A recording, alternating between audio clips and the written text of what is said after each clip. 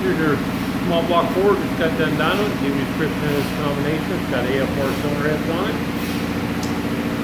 And it's multi-point. Got the petroleum manifold.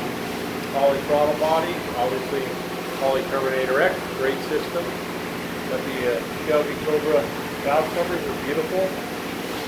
Old product block. Got some ground hydraulic rollers. Got the front sump wall pan. Beautiful billet, especially front end. Make sure it all charges everything for you. And we'll take you in there and show you how it ran. Alrighty, 3600, 462 foot-pounds of torque. Peaks torque 522. Flat right in there. Peaks horsepower 564. Rated at 575. Front end is about 15. So everything's great. We'll get her off there, get in her crate, come your way. Have a great day.